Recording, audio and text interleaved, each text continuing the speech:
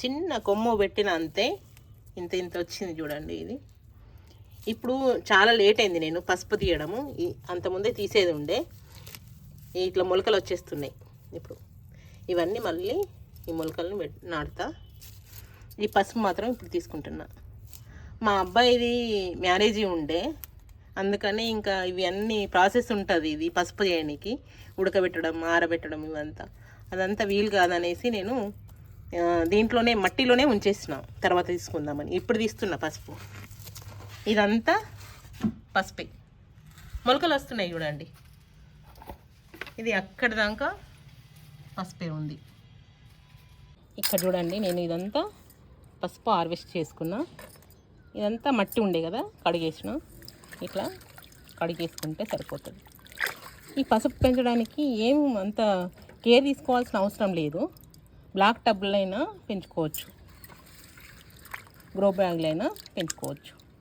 ఈజీగా పెంచేసుకోవచ్చు అండి కిచెన్ వేస్ట్తోని.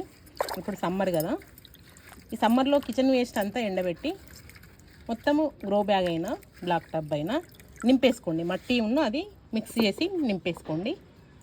మేలా ఇప్పుడు పసుపు ఎక్కడైనా చిన్న కొమ్ములు బయట దొరుకుతాయి, అవి తీసుకొచ్చుకొని పెట్టేసుకుని ఒక్కొక్క దానిలో ఒక్కొక్క కొమ్ము ఇట్లాంటిది పెట్టేసినాం అనుకోండి, చిన్నది ఇంత పెట్టేసినా కూడా మొత్తం టబ్బు నిండా పసుపు వస్తుంది.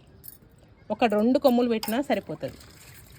అట్లా ప్లాన్ చేసుకోండి ఈ వర్షాకాలం. ఇదంతా నేను క్లీన్గా ఇంకా మళ్ళీ ఒకసారి కడిగిన తర్వాత చూపిస్తాను. ఇక్కడ చూడండి, నేను మొత్తము కడిగేసుకున్నది నీట్గా. ఇంత వచ్చింది చూడండి, ఇది పెద్ద బేషన్ ఇంత వచ్చింది. ఇది దాదాపు 6 kgs ఉన్నట్టున్నది. నేను వెయిట్ ఇది బుట్ట దీంతో పాటు పెట్టేసిన 6 kg చూపించింది. ఇంత వచ్చిందండి. ఈజీగా పనిచేసుకోవచ్చు కిచెన్ వేస్ట్తో. ట్రై చేయండి. Thank you.